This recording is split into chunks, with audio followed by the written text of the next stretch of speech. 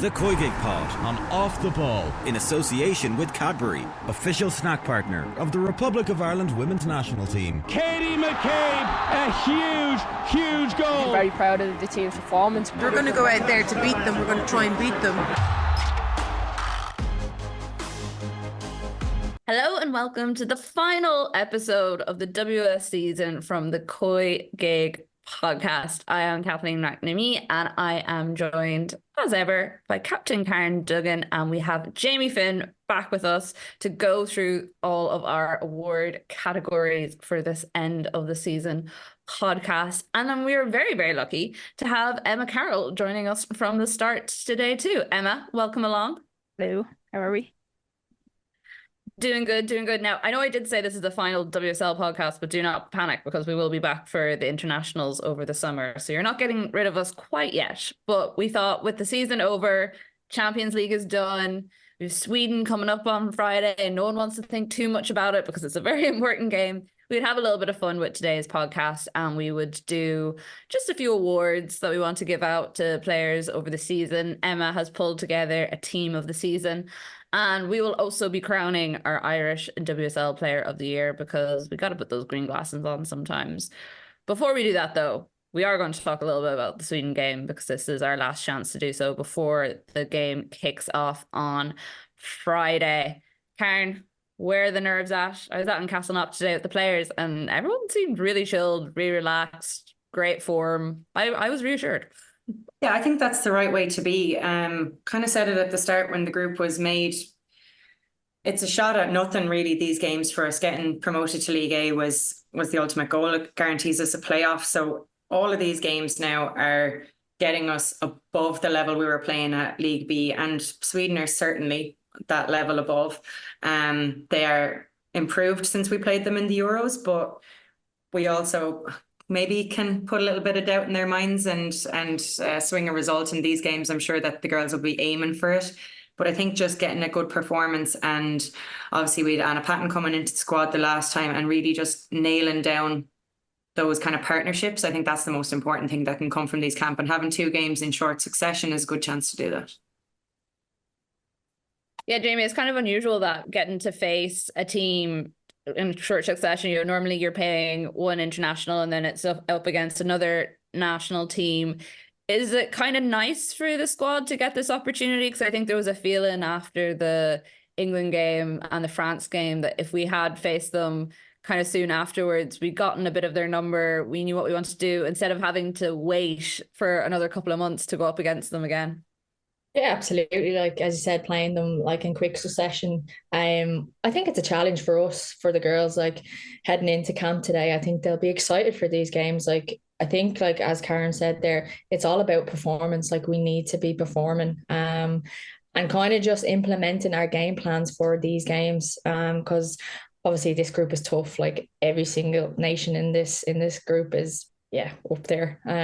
But as a player, as a team, that's where you want to be. Like, personally, you'd want to test yourself against the best. It's like to see where you are personally, to see where we are as a team, and we need to progress now. We need to keep pushing on, and try get results as well. It's important. What was your sort of like mental prep going into big game weeks that had important qualification games on the line? Yeah, I don't think much changed for me. Like, if anyone knows me, I'm very like rigid in anything I do. I don't try change a lot because if you do, I think you might be in a bit of trouble. So yeah, I don't think it doesn't really matter who you're playing. Obviously it's top tier nations, but I think consistency is key. And you need to obviously concentrate on your own performance and how we can implement the game plan coming up to the Sweden game now. So it'll be exciting. It's very exciting. Very much looking forward to the Aviva on Friday night. I will be there providing coverage with Scarlett Heron, who's joining us as a new pundit in Off the Ball, a League of Ireland player. Unfortunately for you, Karen, a Shamrock Rovers player, so we won't talk about it too much. But yeah, we'll be there providing coverage across Off the Ball on the evening. Emma, it's something we've talked about before this, but it's nice seeing the squad go into these games with confidence, feeling relaxed, feeling happy. Me and you were talking about Leanne Kiernan specifically, who we're going to hear a little bit from a little bit later in the podcast. But her and Jess Sue particularly stuck out for me because obviously two people who've suffered really bad injuries. Chat to Aoife Mannion too. She's had a really difficult time with injuries, but they all seem really settled, really content. You know, Leanne was talking about how she almost wasn't disappointed at missing out in the World Cup. Like, obviously overall, yes, but she was like, I feel like maybe I just wasn't ready and I needed that time to see it. And now I feel ready. That's exactly what we want our players to be saying going into these games. Yeah, I thought Leanne was great when I heard her today. I thought she was so positive and so honest and really happy, it seems like, playing under Eileen. Like, she seemed really buzzing. And obviously finishing the season off on a hat-trick as well. She's probably high on confidence as well going into camp. So that's exactly what you want from her, especially in a goal scorer. Yeah, well, and especially for Liverpool as well. And I'm sure you'll be very happy to see that continue, hopefully, throughout the summer. Karen, what can we do in these games? Is there anything we can change up? Is there lessons we can take? I think the main thing a lot of people have said is the fact that we concede early goals and then we absolutely fight for 45, 50 minutes and it's sensational to watch, but you're also like, where's the goal going to come from? Yeah, look, that's always going to be a challenge against the opposition that we're playing against. I think, like, you can't underestimate the quality of England. Like, I was absolutely like blown away by the contrast and level. So we have to be a bit realistic as well. And we've big names that are going to be missing on from the team sheet when we go to play Sweden next Friday. So what it is getting players up to the pace. Your Jess Sue, your Leanne Kiernans, who haven't got a huge amount of international minutes under their belt, but are probably going to be mainstays in the team come that important crunch time. So I think that's going to be a really big benefit no matter what the scoreline is. And when you have new players in, it forces you to get more comfortable in those combinations that we've spoken about. So say if it's Izzy Atkinson on the left, how she'll link in with Katie, Jess, maybe, she could be right wing back, you know, and it might force her to get a harsh lesson in her defensive responsibilities, but it's something that she can learn from and bring forward. I also think Jessie Stapleton could be a key player for us, particularly in that centre midfield role if she's given some minutes. So I think that's, again, I think we have to be realistic. We aren't going out saying we're going to beat Sweden. I think when the draw was made, we were saying we could nick a point. That's still an optimistic viewpoint. And obviously we have to have that, and we have that as fans, and the crowd in the Aviva, I'm sure, will get behind the girls. But it's important just to remember the level that we're at, that this is still a building process, and I don't really know how to explain it. Like, it's going to take time. It's going to take time to, like we said, unlearn some of the things that they learned under Vera, to learn Eileen's ways of working, but also having to kind of almost in a way revert back to the Vera era where we're very solid defensively, and that's the spring point. And like you said, the early goals are going to be a huge thing. So that middle three, obviously Anna Patton will have more game time. I think we'll see Katie left wing back, and then whoever fills in for Heather in the right wing back, and just giving them loads of confidence as the week goes on. And whoever is in the six being very, very, very disciplined. Obviously, we've seen that Denise hasn't been playing for her club. She's been brought into the squad. I'd be very surprised to see her on a team sheet, given that she hasn't featured for Courage in a while. So that's a huge loss. But for me, that means you go nearly as two sitting sixes then. So there's a lot that they're going to have to contend with in this game. But like you say, they have to go in with the calm attitude that this is a good opportunity. Like Jamie said, that's all it is. It's an opportunity. It's not a pressure pot situation, really. We will take that if they do go into the game like that on Friday. And again, I was really surprised, not in a bad way, but just how relaxed and happy everyone seemed. And it was reassuring as a fan and a supporter of the team to see that, especially from players that maybe haven't had a whole lot of game time because of other things in recent times. Jamie, in terms of Sweden themselves, we've talked about them, the high quality that we have, you know, some of their players playing Champions League final at the weekend. What can we expect from their style of play? Like, what will Ireland be coming up against? Yeah, they're going to be tough, attacking wise down the flanks as well. Like fast players, strong players. Like as you said, a couple of them playing in the Champions League final. Like you have to respect that the opposition, they're going to be intense, they're going to be top quality. But like we said previous, I think this is just an opportunity to perform. A good solid week training of our game plan. What we need to kind of concentrate on us and how we're going to develop over these couple of months. Because it's a transition phase between managers, going from one manager to the other, how that kind of changes, how that looks like, coaching staff coming in, players need to adapt to that. And yeah, what better way to do it than against Sweden? Like you need to go into this, like you need to concentrate on ourselves while obviously respecting the opposition and doing our research on them and yeah, hopefully keeping them quiet. But as you said, we are going to be under pressure. There's no denying that. They're a top nation. We are going to be under pressure. But how can we deal with that, and how can we put our pressure on them? And yeah, as you said, come away with a positive result. But for me, you probably look at a positive performance as well. We need to kind of keep them under our belts too. Well, we will be praying to the COYGIG gods all week that that happens on Friday night and Tuesday as well. I mean, Sweden has been a fruitful place for us to travel in the past. So you never know. Emma, quick word to that Champions League final. Barcelona finally getting their quadruple. The Patelis goal, absolutely sensational. The crowds beforehand and during the game looked crazy as well. I think I saw somewhere that like 40,000 Barcelona fans traveled or something mad, because obviously Bilbao, it's not too bad for them compared to other parts of Europe, but a brilliant final once again. Yeah, Barcelona are just class. Like when they're up against Lyon, you think, okay, these are the two best teams, but even Lyon defended well, but their class just shone through in the end. And that winning goal, yeah, Patelis is like, I was sitting there watching it with my dad, and he was just like, "Oh my God, like, what a goal. Brilliant." Because obviously coming off the bench, you could see her that she was disappointed. And to be coming on in like the 90th minute, it's almost like, really, it's one of those, are you just putting her on because she's Alexia Putellas and it's a Champions League final and you don't want to have not played her at all or give her any minutes?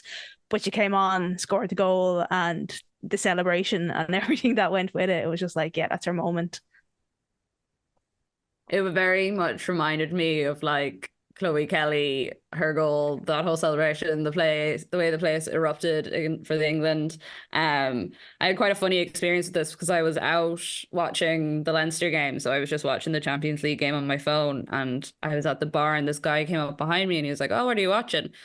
And I was like, "Oh, Champions League final." And he's like, "Oh, I like the ladies sometimes. I like watching the football." But he's like, "But skill levels, like, do you just not think?" And I was just like, I'm not dealing with this conversation. I'm too much enjoying myself. Then Patel's goal went in and I was like, "Do you know what? I'm going to go say something." So I went back down to him and I showed him the goal and I was like, "Just tell me again there what you think about women's football."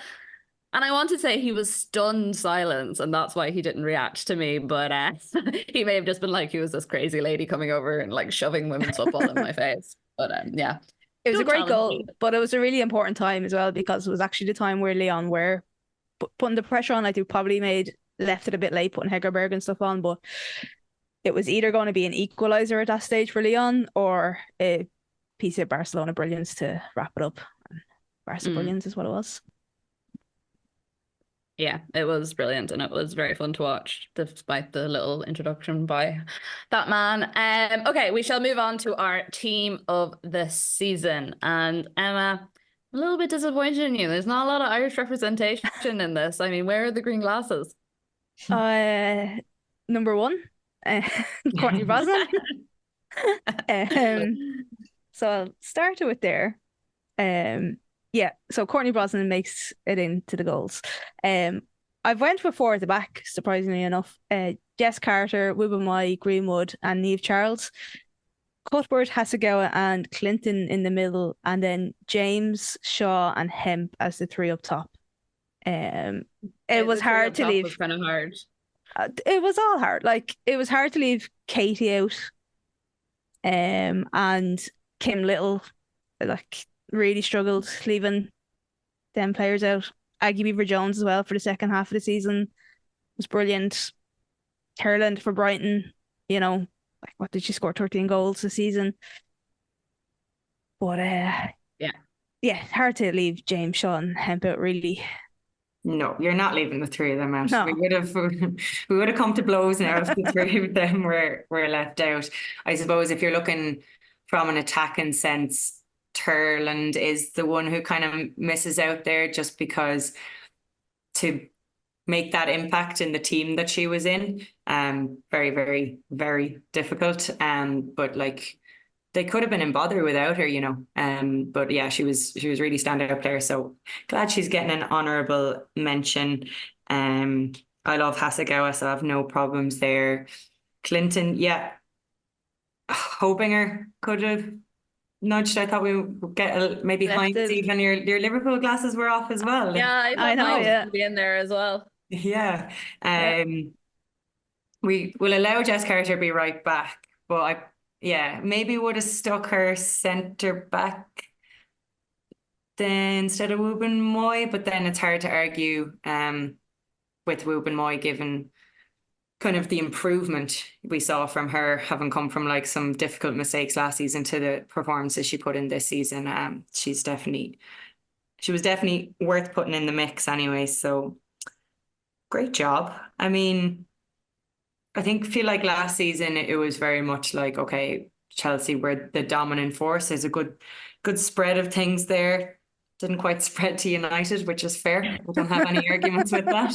So yeah, great Listen, job, if there was no Emma. Liverpool players getting in, there was no United players getting in. So I'm really surprised by that. I really thought you would have snuck a little three at the back and maybe stuck in Howinger, but no. My real point of contention probably was the Wubben Moy. It was either going to be Katie at right back, because she played there for a bit this season, and Carter in centre back, or Carter at right back and Wubben Moy in the centre. Alexandria was very good for City as well. Yeah. Probably didn't, get a lot of adulation because we usually look at Greenwood. She was kind of our mainstay in the teams of the week in that defensive role that she gave. But she was kind of versatile for them. She was also a good player for City. Probably would have gotten a few more if they'd snuck over the line in the end, but it wasn't to be, unfortunately. Yeah. Jamie, what about you? What did you think of the team?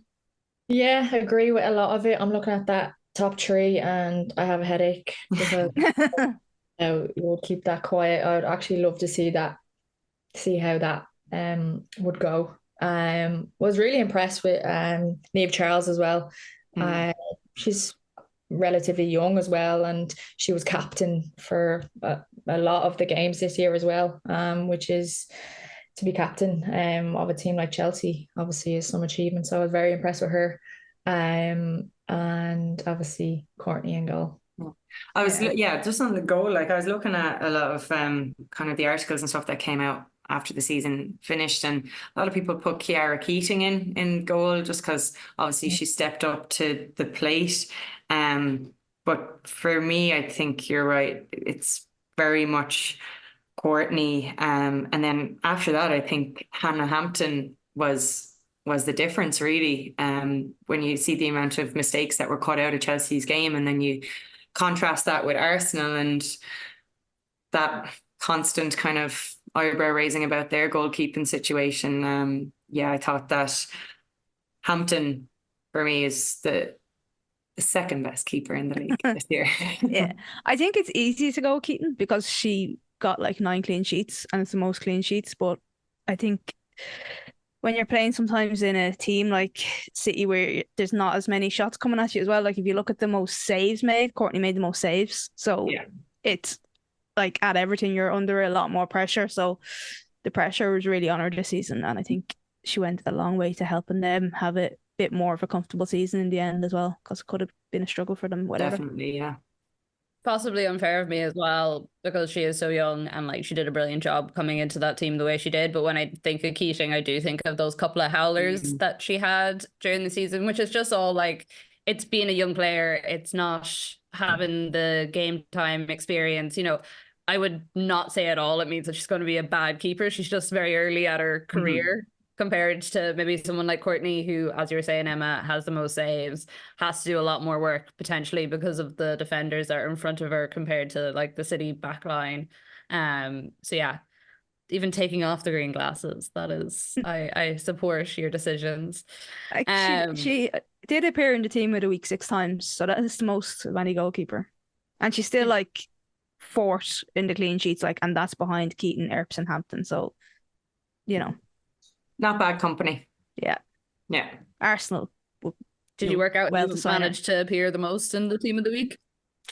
I didn't count them all up, but like goalkeeper wise, it was Courtney. It was 6 times compared to Keaton. Actually, it was in a 4.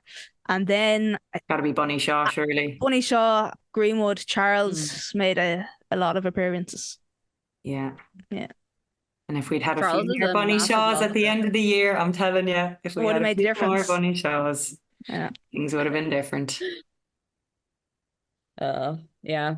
I mean, I don't see her moving out of a City jersey anytime soon, but if she wants to come to Arsenal, you know, I wouldn't say no. No, I mean, we're talking about the top 3 there, but the top 3 for potentially for City next year, it's not Lauren James, but it could be Miedema. That's also terrifying. Forward to.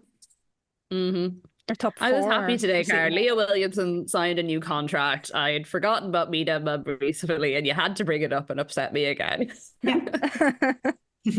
It'll be interesting to see what happens with Grace Clinton next season, because like she's definitely probably at the start of the season not a name that, like, a lot of the names on the team of the season maybe we could have picked out to have good seasons at the start, but Grace Clinton is probably, you know, one of the biggest bolters, I suppose. Had an amazing debut season, really. Yeah, it'd be good to see a little bit more from her, definitely, because it does feel like the start of her story. Now, whether that's at Spurs or somewhere else, that will also be interesting. I did see reports that United wanted to bring her back, so it'll be interesting. They should. They really should. Given that the way they've signed hasn't been fantastic, if you have someone in your ranks of that quality, just do the work to make her fit in and give her what she needs to thrive in that environment, I think. Business-wise and football-wise, I think United need her. Definitely. But I just wonder what she will see as best for herself. She probably wants to leave, United but I don't want her to leave. But kind of like, I'm writing personal letters to her every day, asking her to please come back. Emma, thank you very, very much for doing the team of the week over the season. As we all know, any of us who have ever stepped in to do it, it's a lot of work and it takes a lot of time, especially with the kickoff times generally all being very similar. So much appreciated as always, and for pulling together your team of the season. And now, a little drum roll, we'll move on to our awards category of the evening. So we'll start in the same order that Emma sent them into the channel, because that is the easiest way for me to do this. Best signing of the season.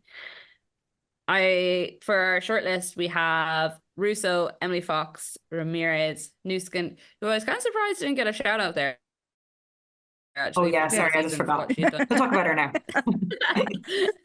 Lot going on. And Hannah Hampton. So, and also feel free to throw other names in there if there are other people as well. We are very much doing these awards on the fly, and we will decide in the moment, once we've argued against each other, who deserves to go where. Newskin, let's start with her, since we didn't actually get a chance to talk about her in the team of the season. I mean, some breakout season for her with Chelsea. Yeah, and just what a squad player, given that she's so versatile.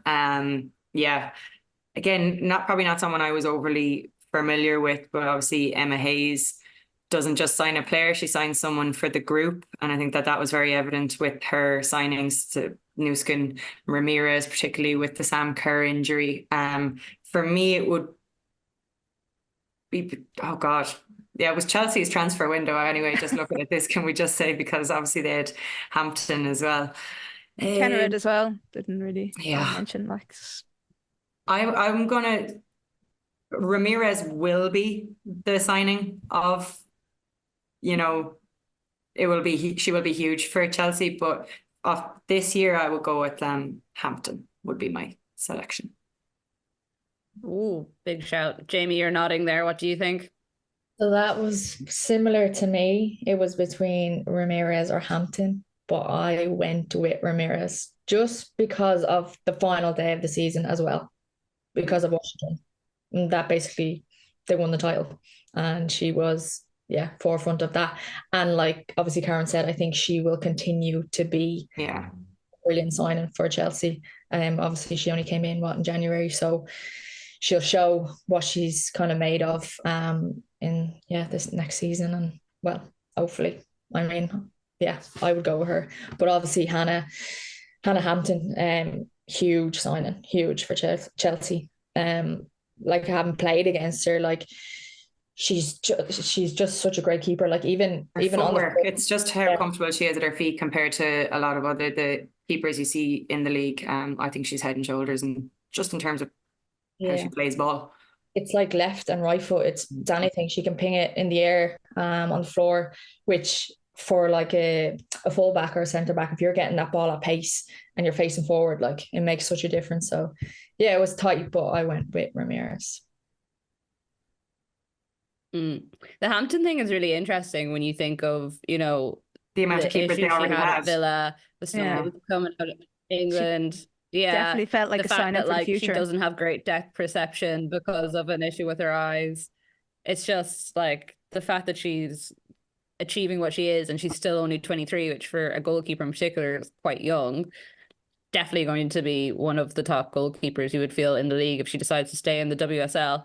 I also went with Ramirez. I just think that as good as Hampton is, there's something about Ramirez that just absolutely terrifies me every time I watch her, and I don't even think we've seen like properly what she's going to achieve in this league, and her skill levels as well. Like some of the goals that she has scored this season are just, you kind of blink and you miss it. It's so technical and the skill is there. So that's who I went for. Emma, what about you?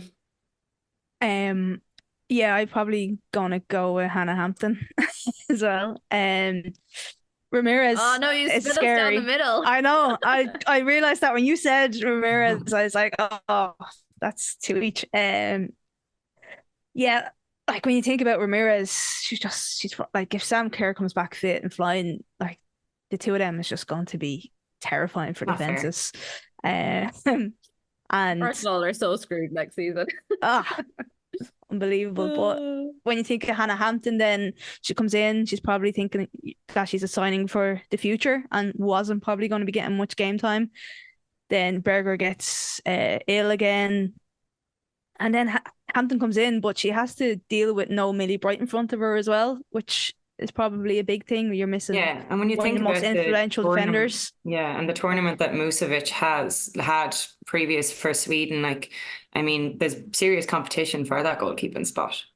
And to get that backing, I think it's a big statement. Yeah. Do we flip a coin or? Let's call it a draw. I don't know. I feel like we need to like get producer Catherine to just like pick a name out of a hat and tell us which one that she gets, so she can deal with that in the background, and we'll keep going with Russo and then. Yeah, exactly. I know she's saying she doesn't want any involvement in this, lest she face the wrath of Chelsea fans online. Okay, we will just call that a draw, and we will say our defensive player of the year is Hannah Hampton, and our forward player of the year is Ramirez. As I said, we're very easy in this. Okay, coming up next, we have surprise package. So we have Liverpool finishing fourth, Emma Hayes announcing her Chelsea exit.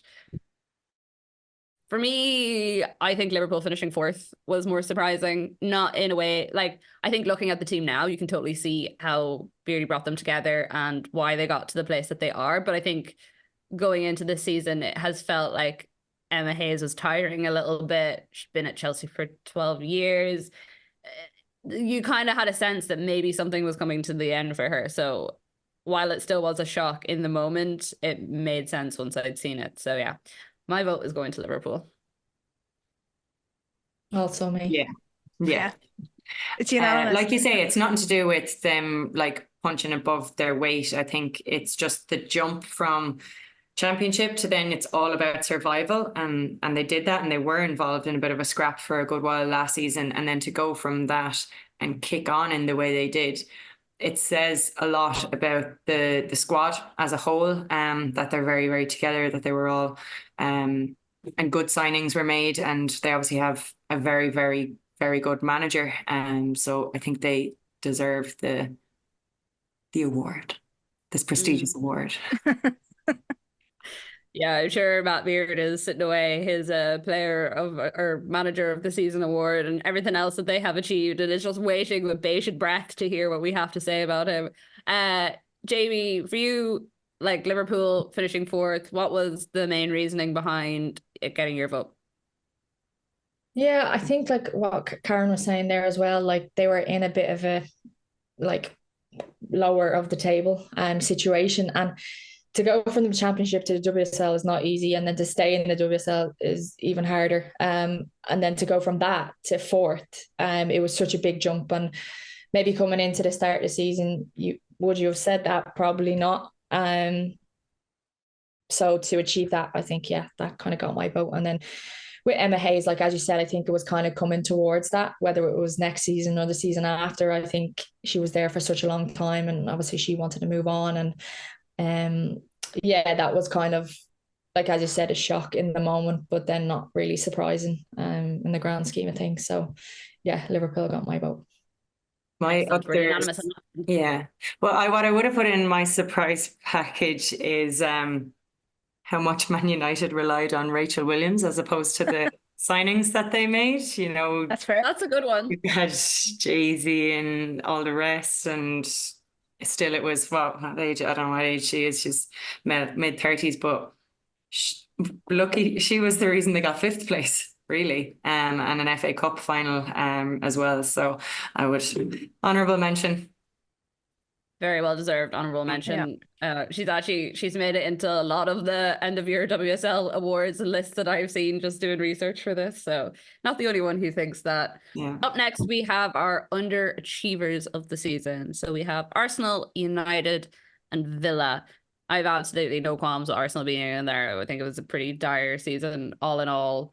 Villa, I remember at the start of the season, I, alongside many others, looked at Villa and was like, they're going to be the surprise ones this year. They're the ones you're going to need to watch out for. And then it turned out it was Liverpool. I think out of shame for ourselves and how much we built up Villa, that Villa are my selection here, because we really went hard in our support for them. We were like, they're going to challenge the top four, yada, yada. Here we are. Yeah, it really, it's how I think it's more that we hyped them up so much that's the reason they underachieved. Whereas, you know, maybe they just are like a mid-table team, and that's fine. I just hope Liverpool don't go the same way next season. Well, you could also make an argument that, like, yeah, Arsenal and United definitely underachieved, but like at least both came out with a trophy. The other side. So yeah, that's a bit of a saving grace. I think I thought you were going to say that's a bit of a stretch, and I was like, I know, Karen. I think United's current squad, I think fifth place is kind of where they're at. I think obviously Arsenal underachieved again the previous year. I think that the squad that Arsenal had, I think that their underachievement is a little bit more than United's, just based on how good they should be. They should have been still in the mix closer to the end of the season, I think, with the other two.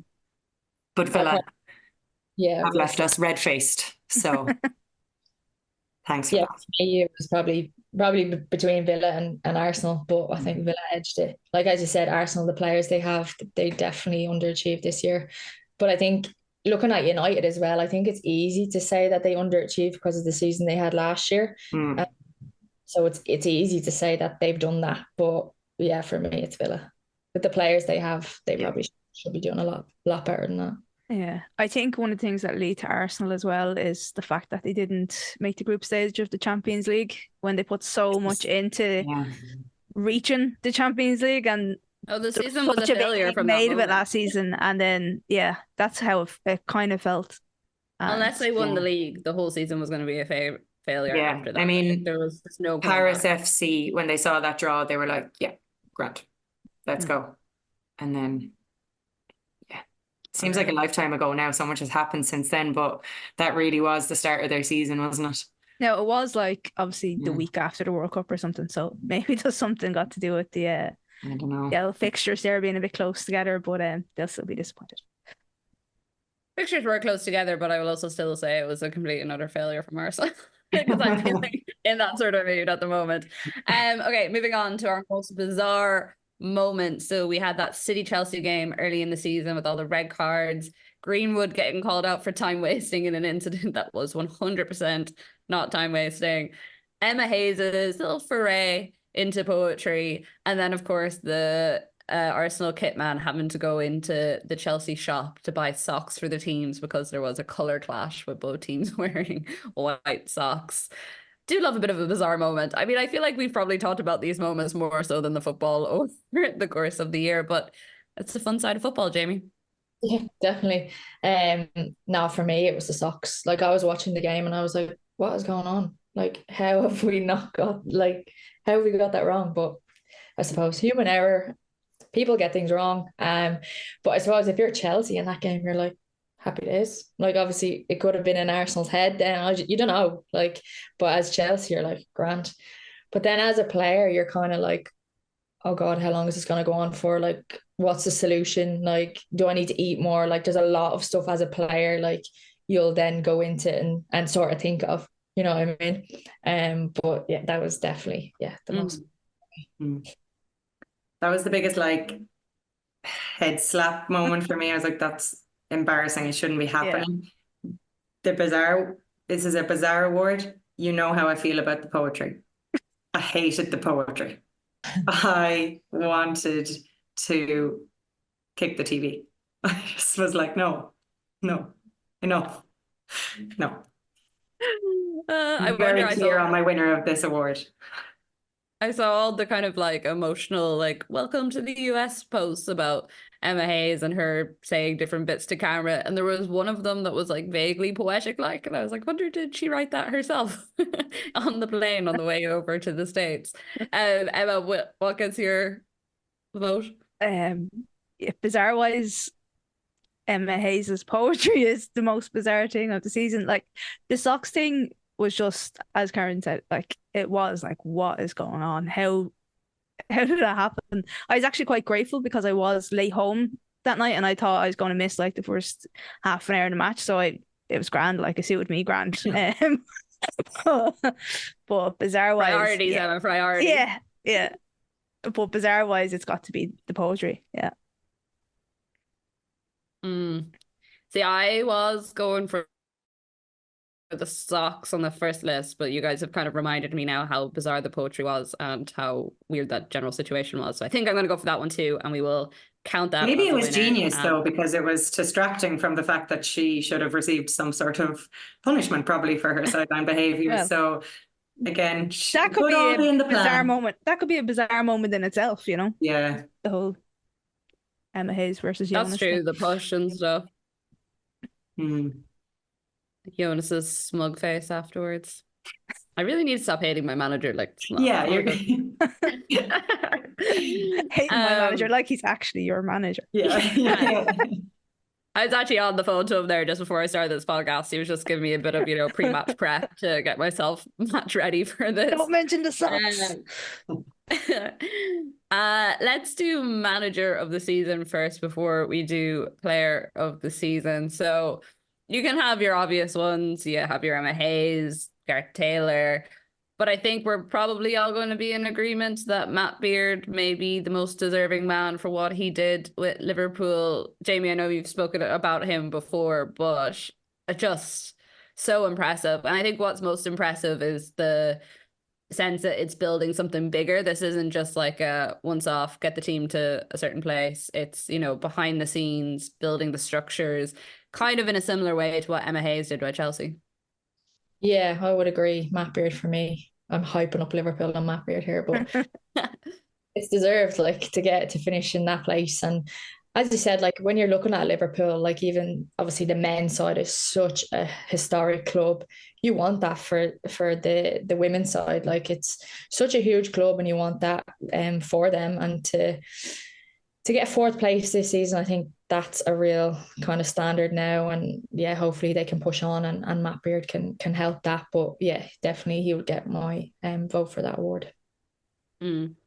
Well, we have talked quite a lot about Matt Beard and how we think about him on the podcast before. So rather than taking our word for it as to why he deserves to be Manager of the Year, I was chatting to Leanne Kiernan and I asked her to explain to us why he's such a good manager, what he has given her. So you'll be able to hear that now. I guess take away the whole football aspect. He's a very good dad. He's a very father figure. I came over at a young age and he was great for me. And he's just a good person, genuine. You know where you stand, which I feel like is very important in football. He's, as I said, he's very family orientated, similar to a lot of the girls in the team. He has his kids around at all the games, his wife. It's a really nice atmosphere around the club, and I feel like if you're young, if you're old, everybody feels a part of it. And he's very good at creating a culture. And of course his football ability is pretty good, as you can see. We've done well this season. He has a good coaching staff in there. Every one of his staff get on and all the players get on. I haven't been involved in a team where you could sit with anybody for coffee, staff or players, and you think this is alright. Yeah, so I guess creating the culture is very big. And then he has the football brain and that. So it's just when we actually listen and do what we're supposed to be doing, it works, yeah. Now we shall move on to our player of the season. And as judged by our team of the season, there are lots of options. Emma, when you were putting in your options, were you feeling a little bit guilty about leaving some people out that they made it onto this short list, but not the team of the season? Yeah. It's just so that we can talk about them a bit more. But I think the players that are the player of the season are in the team of the season, but those one or two others so that we can give honourable mentions to. That's fair. So you have Bunny Shaw, Lauren James, Elizabeth Turland, and Aggie Beaver Jones. I assume Turland and Beaver Jones are the ones that you wanted to give a little nod to. Yeah, I think we did touch on it during the team of the season, Karen did, and how important Turland was to Brighton. But 13 goals coming from a team like Brighton, which I think is probably the third top goal scorer in the league, but just behind Bunny Shaw and Lauren James. So great season for her, and she just deserves a little bit of plaudits, I think. Karen, what way are you falling down on this? Team Bunny. I was gonna say, I feel you're gonna be a Bunny Shaw gal. I would have maybe shortlisted Cuthbert as well, just because of her importance of the leadership role she played, obviously given Millie Bright was out for so long. So I would have put her on the list, but yeah, I was Team Bunny the whole way through. She was just so consistent. She was just terrorizing people, and obviously we saw the impact when she did get that foot injury. Obviously the all-important game was that Arsenal game where they slipped up, and when City were on top, they weren't converting the same amount of chances. Even when they were kind of sniffing for goal difference in the last game of the season, they created about 25 chances, and God knows how many she would have put away. She's just that good. So obviously Lauren James was thereabouts. But yeah, I'm a big admirer of Bunny Shaw, so she's my top player for the season.